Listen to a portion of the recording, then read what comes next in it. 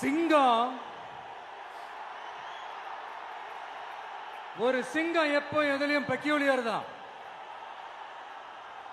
ஒரு முறை சிங்கம் கர்ஜிச்சதுன்னா அந்த சவுண்ட்ல ஒரு 8 கிலோமீட்டருக்கு சும்மா அதிரும், எல்லா திசைகளும் அதிரும்.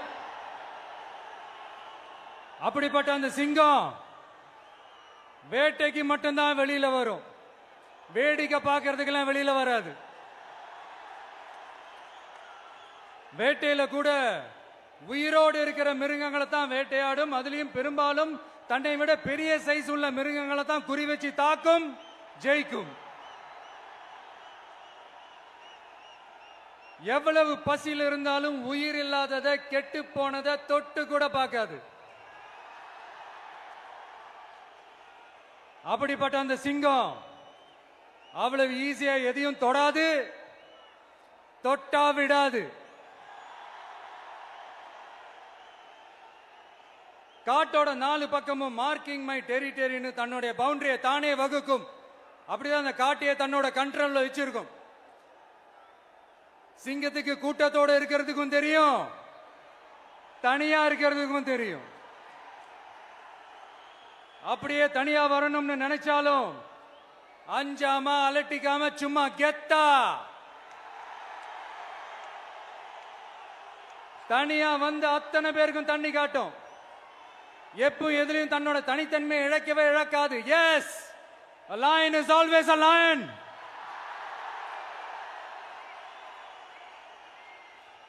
There are so many jackals and other animals in the forest, but there will be only one lion.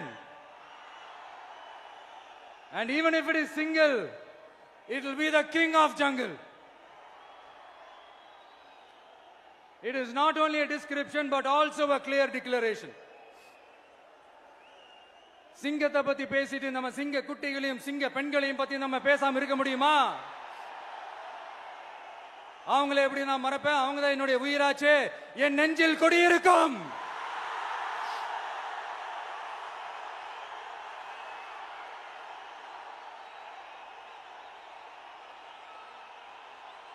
என்னுடைய தோழர்களுக்கும் தோழிகளுக்கும்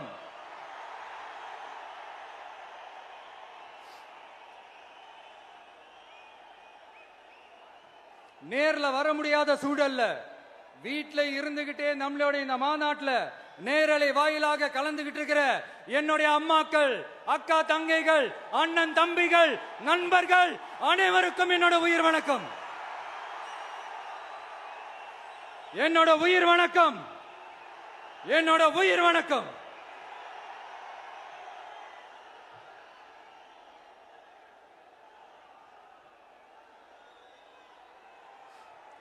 வீரம் விளையும் மாமதுரை மண்ணை வணங்குகிறேன்.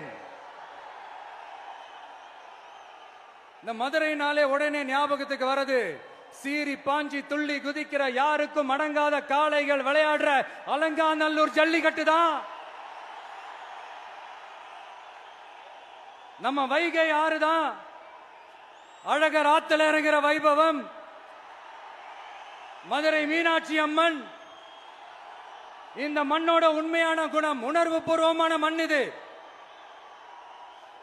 அது மட்டும் இல்ல, இந்த மண்ணில் வாழ்ற மக்களும் அப்படித்தான் உணர்வு பூர்வமான ஆளுங்க. நான் இந்த மண்ணில் கால் எடுத்து வச்ச உடனே ஒரே ஒருத்தரை பத்தி தான் மனசுக்குள்ள ஓடிக்கிட்டே இருந்தது. அவர் யாருன்னு உங்களுக்கும் தெரிஞ்சிருக்கும். சினிமானாலும் சரி, அரசியல்னாலும் சரி, நமக்கு ரொம்ப ரொம்ப பிடிச்சது புரட்சி தலைவர் எம்ஜிஆர் அவர்கள் தான். அவரோட பழகிறதுக்கு எனக்கு வாய்ப்பு கிடைக்கல. ஆனா அவரை மாதிரியே குணம் கொண்ட என்னுடைய அண்ணன் புரட்சி கலைஞர் கேப்டன் விஜயகாந்த் அவர்களோட பழகிறதுக்கு எனக்கு நிறையவே வாய்ப்பு கிடைச்சது. அவரும் இந்த மதுரை மண்ணை சேர்ந்தவர் தானே, அவரை மறக்க முடியுமா? தமிழ்நாட்டு மக்கள் உணர்வுபூர்வமா உண்மையா நம்ம பக்கத்திலே நிக்கிறவங்க, அதுக்கு ஒரு மிகப்பெரிய அடையாளம் தான் இந்த மதுரை மண். நம்ம தமிழக வெற்றி கழகம் கையில் எடுத்திருக்கிற அரசியலும் அப்படித்தான். உண்மையான அரசியல், உணர்வு பூர்வமான அரசியல், நல்ல அரசியல், நல்லவங்களுக்கான அரசியல், நாட்டு மக்களுக்கான அரசியல், நல்லது மட்டுமே செய்கிற அரசியல்.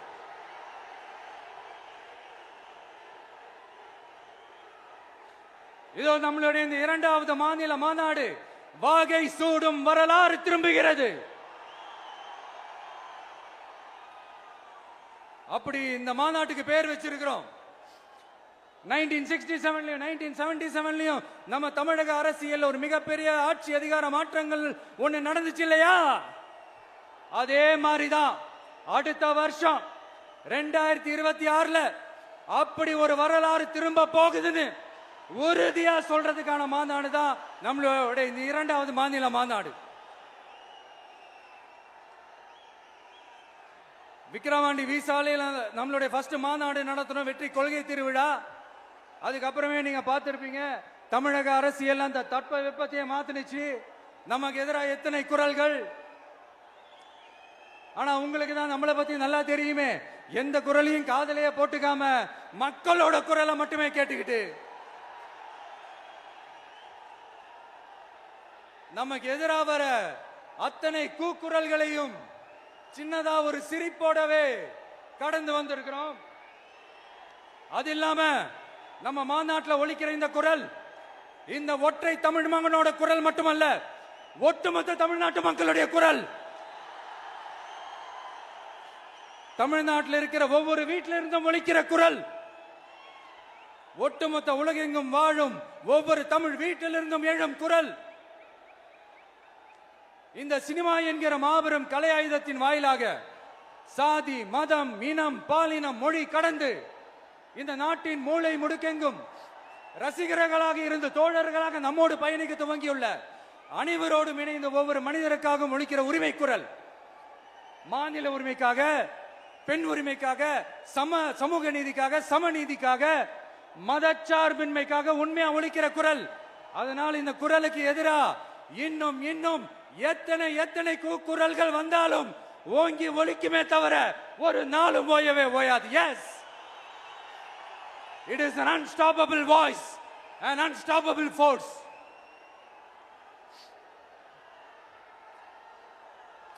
நம்ம அரசியலுக்கு வர்றதுக்கு முன்னாடி அட இவரெல்லாம் வரமாட்டாரியா, அவரே வரல, இவரே வரல, இவருங்க வர போறாரு அப்படின்ட்டு நிறைய பேர் ஜோசியம் சொன்னாங்க. அப்புறம் நம்ம கட்சியினுடைய பேர் அறிவிச்சதுக்கு அப்புறம் பேரு தானே அறிவிச்சிருக்கிறாரு, மக்கள் கிட்ட பேர் வாங்கணும்ல, அதெல்லாம் முடியாதுன்னாங்க. அப்புறம் ரொம்ப முக்கியமா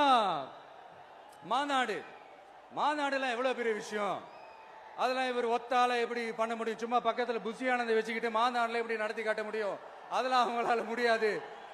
அப்புறம் மழை பெஞ்சு எல்லாத்தையும் எடுத்துரும், ஏன் என் கூட இருக்கிறவங்களே கூட தான் சொன்னாங்க. அதுக்கப்புறம் என்ன நடந்துச்சுன்னு உங்க எல்லாருக்குமே தெரியும். இப்ப புதுசா ஒண்ணு சொல்ல ஆரம்பிச்சிருக்கிறாங்க. அது என்னடானா, ஆட்சியை பிடிக்கிறதெல்லாம் அவ்வளவு ஈஸி இல்லை இல்லையா. இப்ப அதெல்லாம் விட்டாங்க, இப்ப இங்க வந்துட்டாங்க. இவர் நேரா ஷூட்டிங்ல இருந்து வருவாராம், வந்து ஆட்சியை பிடிப்பாராம். அது எப்படி இவராலே முடியும், அவராலே முடியல, இவராலே முடியல, அவருக்கு அத்தனை வருஷம் ஆச்சு, இவராலே எப்படி முடியும் ஒரு பக்கம்.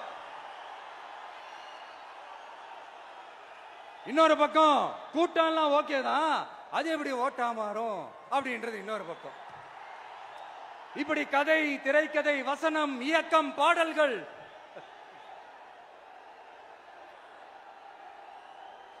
அதனால இந்த அரசியல் ஆய்வாளர்களுக்கு நான் சொல்றதெல்லாம் ஒன்னேதான், நல்லா கேட்டுக்கங்க.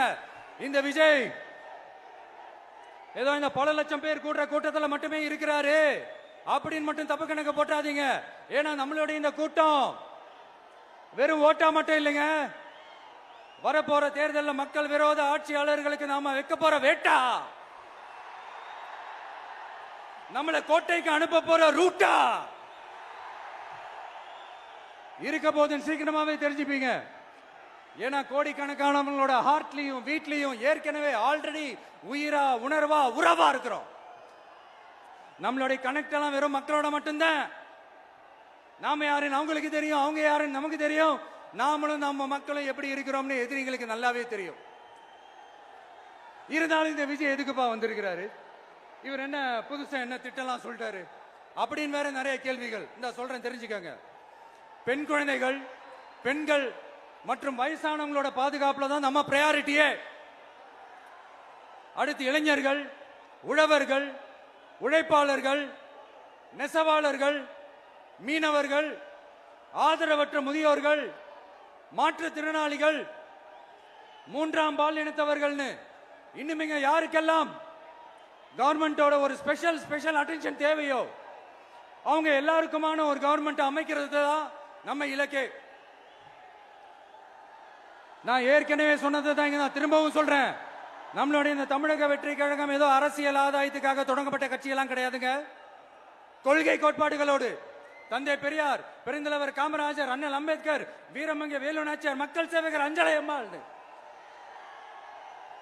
நம்மளுடைய 5 கொள்கை தலைவர்களோட வழிகாட்டுதல்களோடு தொடங்கப்பட்ட கட்சி. நம்ம ஸ்டாண்ட்ல நாம எப்பவுமே ஸ்ட்ராங்கா தாங்க இருக்கிறோம். அதுல எந்த மாற்றத்துக்கோ எந்த சமரசத்துக்கோ துளி கூட இடமில்லை. நம்மளுடைய ஒரே கொள்கை எதிரி பாஜக தான். நம்மளுடைய ஒரே அரசியல் எதிரி திமுக தான். எப்படி? நம்மளுடைய ஒரே கொள்கை எதிரி, நம்மளுடைய ஒரே அரசியல் எதிரி ஏதோ அண்டர் கிரவுண்ட் ஆதாயத்துக்காக டீல் போட்டுக்கிட்டு டீல் பேசிக்கிட்டு இந்த அலையன்ஸ் வச்சுக்கிட்டு இந்த ஊரை ஏமாத்துற கட்சி எல்லாம் நம்ம டிவிக்கே கிடையாதுங்க. யாருக்காகவும் எதுக்காகவும் எந்த பயமும் கிடையாது. மாபெரும் பெண்கள் சக்தி நம்மளோட இருக்கிறாங்க, மாபெரும் இளைஞர்கள் சக்தி நம்மளோட இருக்கிறாங்க, ஒட்டுமொத்த தமிழ்நாட்டு மக்களுடைய சக்தி நம்மளோட நிக்கிறாங்க. அப்படி இருக்கும்போது இந்தியாவில் இருக்கிற எல்லா ஸ்டேட்லயும் வாழ்ற நம்ம தமிழ் நெஞ்சங்கள் மட்டும் இல்ல, உலகம் பூரா 100க்கும் மேலான நாடுகள்ல வாழ்ற நம்ம தாய் தமிழ் உறவுகள் எல்லாருமே என்ன விஜய் தளபதி விஜய் இல்லனா விஜய் தளபதி இப்படி சொந்தம் கொண்டாடுற கோடிக்கணக்கானவங்களோட அன்பு மாசியும் நம்மளோட இருக்கும் போது, இவங்க எல்லாருமே நம்மளோட நிற்கும் போது எதுக்குங்க இந்த பாசிச பாஜகவோட நேரடி கூட்டணியோ இல்ல மறைமுக கூட்டணியோ உறவு வச்சுக்க? நாம என்ன உலகமாக ஊழல் கட்சி? என்ன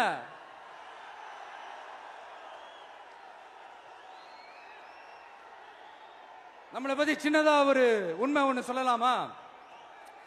என்னடா இவர் வாயால இப்படி சொல்றாருன்ட்டு யாரும் தவறா நினைச்சுக்க வேணாம். ஏன்னா இது ஒரு விதத்துல ஒரு ஃபேக்டும் கூட. அதனாலதான் நான் சொல்லணும்னு ஆசைப்படுறேன். நம்ம யார் தெரியும்ல? நாம எல்லாருமே சொல்றேன். நாம யார் தெரியும்ல? இந்தியாவின் மாபெரும் மக்கள் சக்தி கொண்ட ஒரு மகத்தான வெகுஜன மக்கள் படை.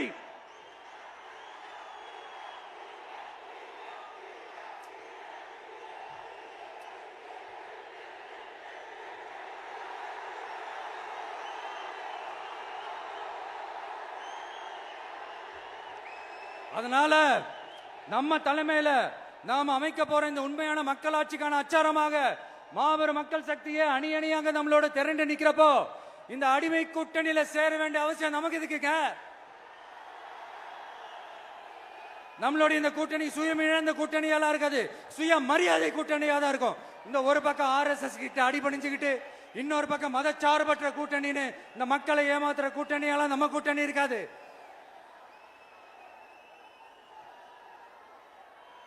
நான் இப்பவும் சொல்றேன், நம்மளை நம்பி வர்றவங்களுக்கு ஆட்சியிலும் அதிகாரத்திலும் உறுதியாக பங்களிப்பு செய்யப்படும். உடனே இந்த கேள்விகள்லாம் வரும். அப்ப யாரு கூட்டணி, யாரு வரா, யாரு போறா, இந்த கேள்விகள்லாம் வரும். இந்த கேள்விகளுக்கெல்லாம் ஒரே ஒரு பதில் தான், சஸ்பென்ஸ்ல சஞ்சாரம் செய்யுங்க. ஆனா ஒண்ணு, 2026ல 2 பேருக்கு நடுவுல தான் போட்டியே. ஒன்னு TVK, இன்னொன்னு DMK. இந்த போட்டி எப்படி இருக்க போதுன்னா, இந்த அலையன்ஸை வச்சு எப்படியாவது நம்ம தப்பிச்சிடலாம். என்ன இந்த பழைய இந்த மேத்தமேட்டிக்ஸ், அரித்மேட்டிக்ஸ் இதெல்லாம் வச்சு எப்படியாவது நம்ம தப்பிச்சிடலாம் அப்படின்னு நினைக்கிறவங்களோட அந்த கனவு ஒரு நாளும் மைப்படாது. சரி, இப்ப நம்ம வேற ஒரு ஏரியாவுக்கு ஒண்ணு வருவோம். எதிர்காலம் வரும், என் கடமை வரும், இந்த கூட்டத்தின் ஆட்டத்தை ஒழிப்பேன்.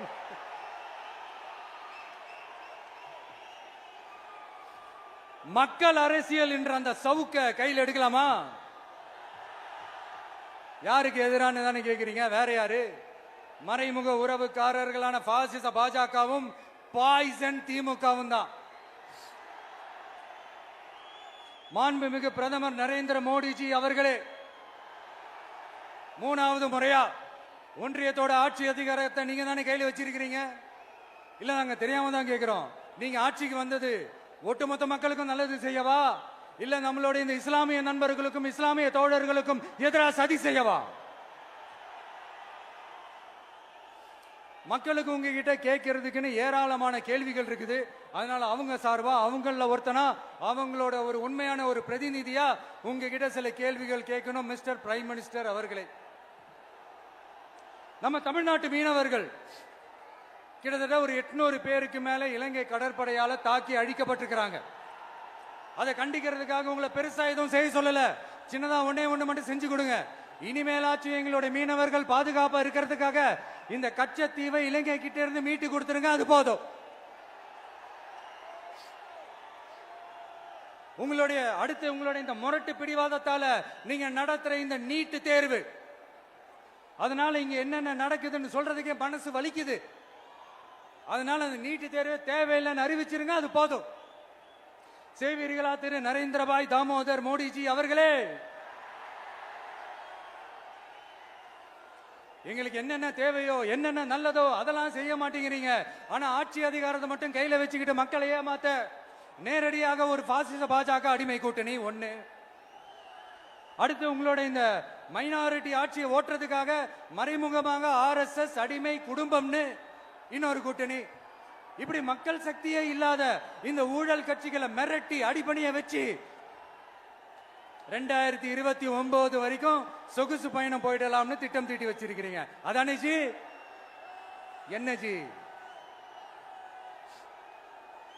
ஒண்ணு மட்டும் சொல்றேன், தெரிஞ்சுக்கங்க. என்னதான் நீங்க இந்த நேரடி மறைமுக கூட்டணி குட்டிகரணம் போட்டாலும் தாமரை இலையில தண்ணியே ஒட்டாது. தமிழக மக்கள் மட்டும் எப்படி ஒட்டுவாங்க?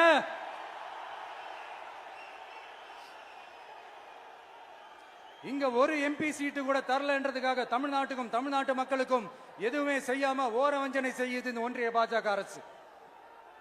சங்கம் வச்சு தமிழ் வளர்த்த மண் இந்த மதுரை மண். அதனால இங்க அந்த கீழடியில கிடைச்ச ஆதாரங்களை எல்லாம் மறைச்சிட்டு எங்க நாகரிகத்தையும் எங்க வரலாறையும் அழிக்கிறதுக்காக உள்ளடி வேலை செய்யலாம்னு நினைக்கிறீங்க. தமிழ்நாட்டை தொட்ட என்ன நடக்கும் நீங்க பல உதாரணங்கள் இருக்குது. அதனால இதையெல்லாம் மறைச்சிட்டு எங்க மக்களை ஏமாத்திடலாம்னு மட்டும் நினைக்காதீங்க. மத நல்லிணக்கத்திற்கு பெயர் பெற்ற இந்த மதுரை மண்ணிலிருந்து சொல்றேன், உங்க எண்ணம் எல்லாம் ஒரு நாளும் ஈடேறாது.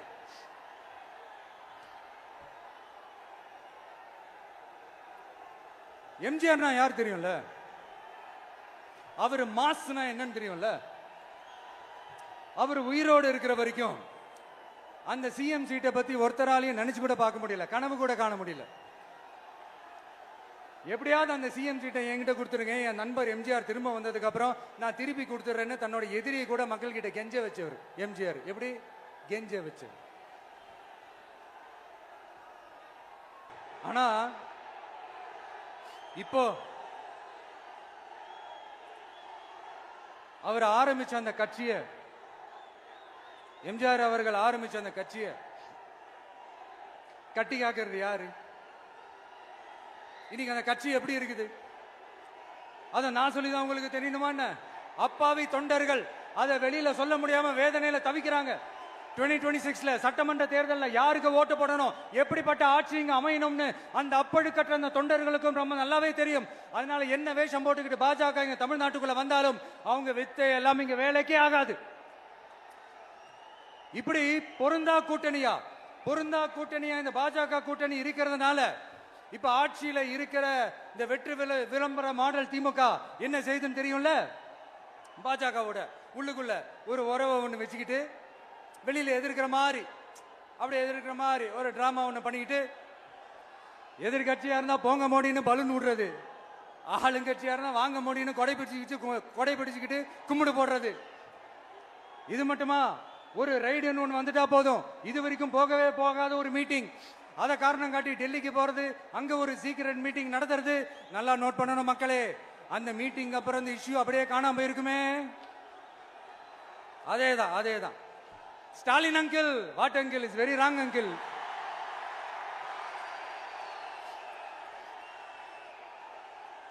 இப்படி தமிழ்நாட்டுல இப்ப நடக்கிற இந்த ஆட்சியினுடைய லட்சணத்தை பார்த்துக்கிட்டு நாம எப்படி சும்மா இருக்க முடியும்? ஒரு தவறு செய்தால், அதை தெரிந்து செய்தால், அவர் கபட நாடக மு.க. ஸ்டாலின் அங்கிளாகவே இருந்தாலும், அங்கிள் உங்களுக்கு மனசாட்சின்னு ஒண்ணு இருந்துச்சுன்னா நாங்க கேட்கிற கேள்விகளுக்கு மட்டும் கொஞ்சம் பதில் சொல்லுங்க அங்கிள். நீங்க நடத்துற இந்த ஆட்சியில நேர்மை இருக்கா? நியாயம் இருக்கா? ஊழல் இல்லாம இருக்கா? சட்டம் ஒழுங்கு சரியா இருக்கா? பெண்களுக்கு பாதுகாப்பு இருக்கா? பொதுமக்களுக்கு பாதுகாப்பு இருக்கா? இயற்கை வளங்களுக்கு பாதுகாப்பு இருக்கா? சொல்லுங்க மை டியர் அங்கிள், சொல்லுங்க. டாஸ்மாக்ல மட்டுமே இது வரைக்கும் 1000 கோடிக்கு மேல ஊழல்னு சொல்றாங்க. அதுல மட்டுமா தப்பு நடக்குது? வேற எதுல தான் நடக்கல? உலகத்திலே மிஸ்டர் கிளீன் ரெக்கார்ட்ஸ் எல்லாம் உங்களுக்கும் உங்க கூட இருக்கிறவங்களுக்கும் மட்டும்தான் அங்கிள் கொடுக்கணும். இத பார்த்து வாயே இல்லாத ஊரு கூட வயிறு வலிக்கு சிரிக்குது. பெண்களுக்கு 1000 ரூபாய் கொடுத்துட்டீங்கன்னா போதுமா அங்கிள்?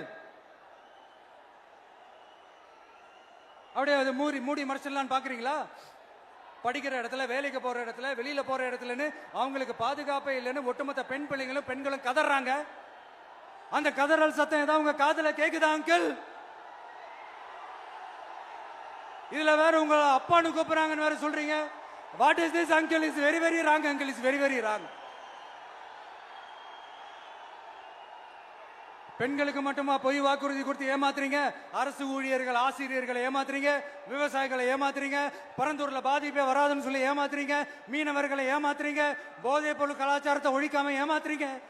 ஐயோ ஐயோ ஐயோ, very very வஸ்ட் uncle, very very வஸ்ட். எப்படி கேட்டாலும் இவங்க கிட்ட இருந்து எந்த பதிலும் வரப்போறதில்லை. ஏன்னா இருந்தா தானே. இப்ப ஆட்சியில இருக்கிற நம்மளுடைய அங்கிள் பதில் சொல்றது இருக்கட்டும். மக்களை நீங்க சொல்லுங்க, நீங்க உண்மையை சொல்லுங்க. செய்வோம் செய்வோம் செய்வோம் செய்வோம்னு சொன்னாங்களே, சொன்னதெல்லாம் செஞ்சாங்களா? உங்களை தான் கேக்குறேன், சொன்னதெல்லாம் செஞ்சாங்களா? சத்தமா சத்தமா மை டியர் அங்கிள், கேக்குதா? மக்களோட சத்தம் கேக்குதா? இது வெறும் சாதாரணமான முழக்கம் தான். கூடிய சீக்கிரம் மக்களை போய் சந்திக்க போறேன், அவங்களோட மனசு விட்டு பேச போறேன். அதுக்கப்புறம் இந்த சாதாரணமான முழக்கம் இடி முழக்கமா மாறும். அத்தோட நிக்காது. அந்த இடி முழக்கம் தமிழ்நாட்டோட போர் முழக்கமா மாறும். அந்த போர் முழக்கம் உங்களை ஒரு நிமிஷம் கூட தூங்க விடாது. நடக்குதா இல்லையான்னு பாருங்க. என்னடா இவன் இவ்வளவு ஸ்ட்ராங்கா சொல்றானேன்னு பாக்குறீங்களா? எல்லாரும் கட்சி ஆரம்பிச்சதுக்கு அப்புறம் தான் ஒவ்வொரு வீட்டுக்குள்ளேயும் போறதுக்கு ட்ரை பண்ணுவாங்க. ஆனா நாங்க அப்படி இல்லை. ஒவ்வொரு வீட்டுக்குள்ளேயும் போனதுக்கு அப்புறம் தான் கட்சியாவே ஆரம்பிச்சிருக்கிறோம்.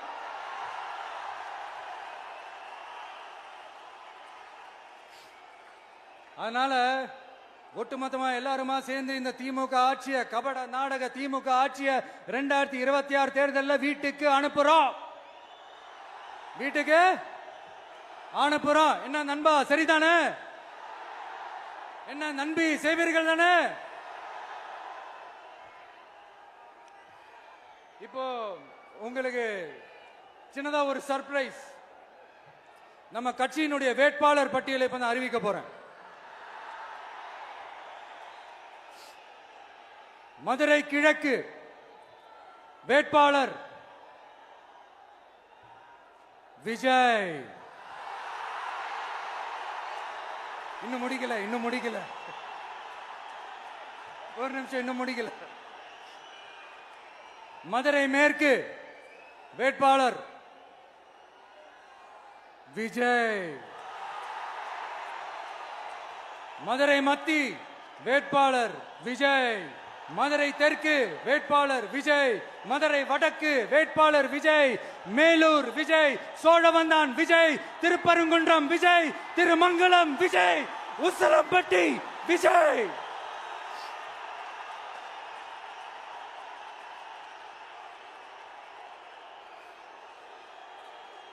என்னடா எல்லா தொகுதியிலையும் ஒரே வேட்பாளர்னு பாக்குறீங்களா?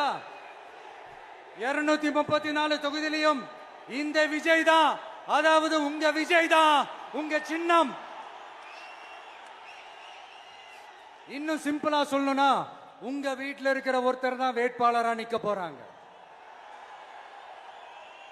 அந்த வேட்பாளரும் நானும் வேறு வேறு இல்லை.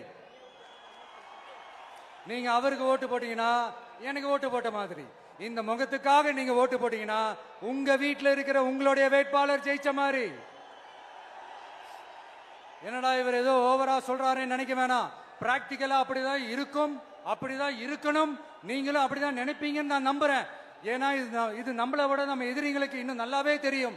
அதனால எல்லாம் இந்த அதிகார பலம் எல்லாத்தையும் தூக்கிட்டு வந்துருவாங்க. வரட்டும், பாத்துக்கலாம். TVK will take it, TVK will meet it, TVK will compete with it and TVK will conquer it, TVK will conquer it.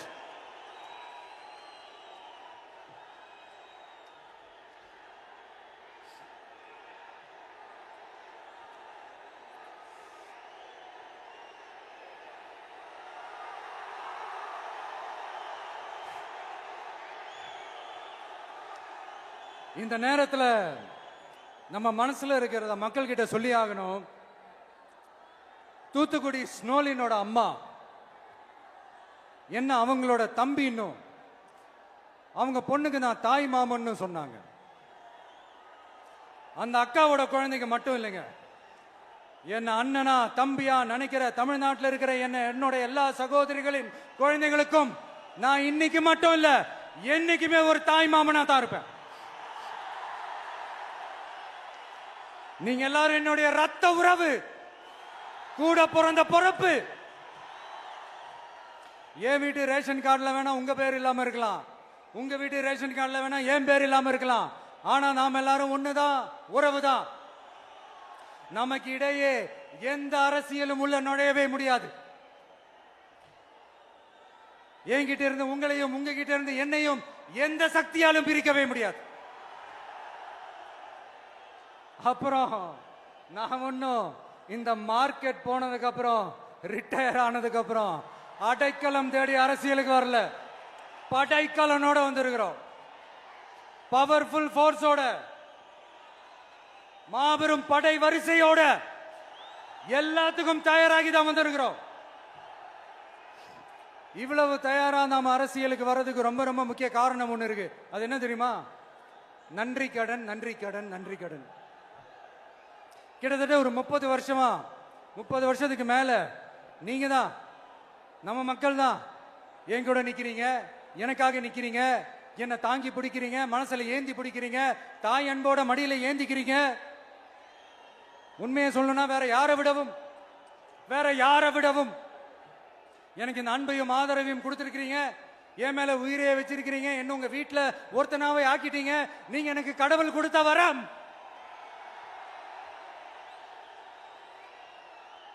உலகம் பூரா நமக்காக நம்ம கூட நிக்கிற நம்ம மக்களை நான் எப்படி மறப்பேன்? நான் என் லைஃப்ல ரொம்ப உயிரா நினைக்கிறதே பெண்களை, குழந்தைங்களை, இளைஞர்களை, உழைக்கிற மக்களை தான். இவங்க தான் நம்மளோட வகைரா. இதை பார்த்துதான் நம்மளோட எதிரிகளுக்கு பத்தி எரியுது. அதுக்காக நாம் என்ன செய்ய முடியும்?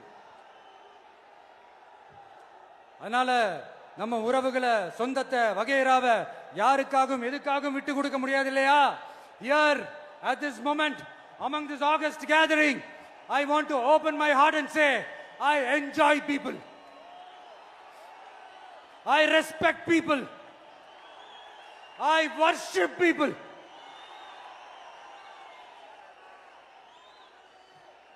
சரிப்பா, இவ்வளவு செஞ்ச நம்ம மக்களுக்கு நன்றி கடனா உன்னால முழுமையா செலுத்த முடியுமான்னு கேட்டா சத்தியமா சொல்றேன், என்னால முடியாதுதான்.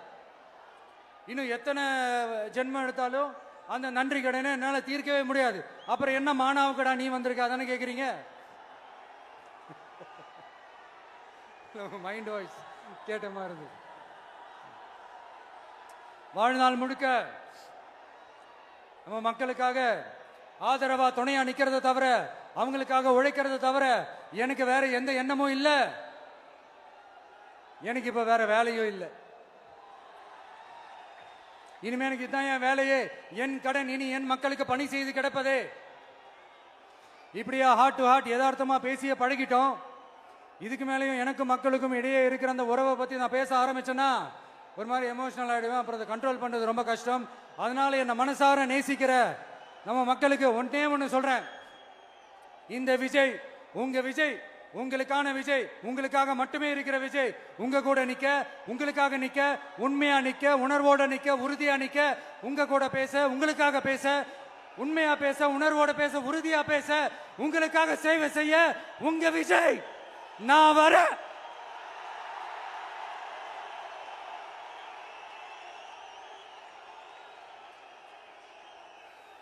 சொல்லல முக்கியம், செயல் செயல் செயல் தான் முக்கியம். செய்கை தான் சும்மா சிறப்பா இருக்கணும். நான் ஆட்சிக்கு வந்தேன்னா சும்மா அது செய்வேன், இது செய்வேன், நல்லது செய்வேன், உருட்டுவேன், புரட்டுவேன், அதெல்லாம் கிடையாது.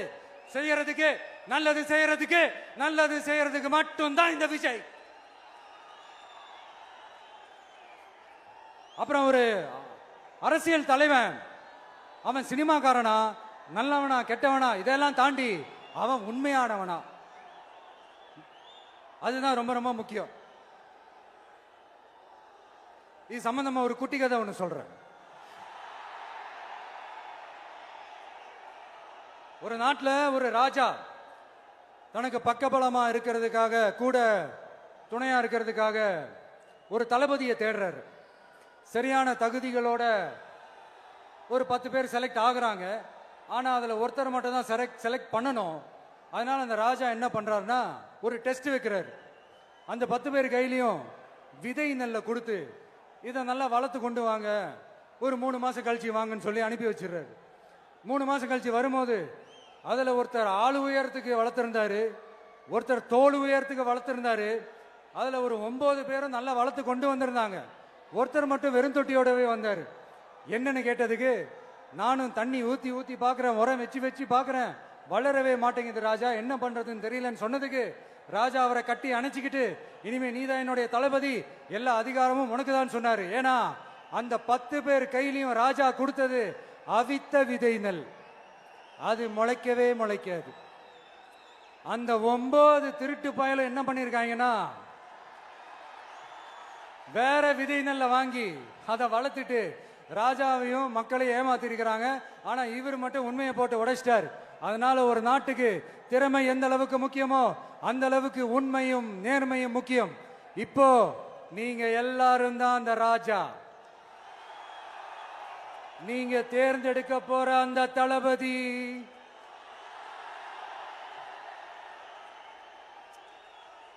சும்மா சினிமாக்காரன் சினிமாக்காரன் சினிமாக்காரன். அம்பேத்கர் அவர்களை தோக்கடிச்சது சினிமாக்காரன் இல்ல, அரசியல்வாதி. காமராஜர் அவர்களை தோக்கடிச்சது, இங்க விருதுநகர் பகுதியில் தோக்கடிச்சது சினிமாக்காரன் இல்ல, இன்னொரு அரசியல்வாதி. இன்னைக்கும் நம்ம கூட வாழ்ந்துட்டு இருக்கிற நல்ல கண்ணு ஐயாவை தோக்கடிச்சது சினிமாக்காரன் இல்ல, அரசியல்வாதி. இப்படிப்பட்ட நல்ல நல்ல தலைவர்களை எதிர்த்து நின்று தோக்கடிக்கணும்னு அந்த எண்ணத்தை உருவாக்குனது சினிமாக்காரன் இல்ல, அரசியல்வாதி. அதனால எல்லா அரசியல்வாதியும் அறிவாளியும் கிடையாது, எல்லா சினிமாக்காரனும் முட்டாளும் கிடையாது. கான்பிடண்டா இருங்க, நல்லதே நடக்கும், வெற்றி நிச்சயம். மீண்டும் சந்திக்கும் வரை நன்றி, வணக்கம்.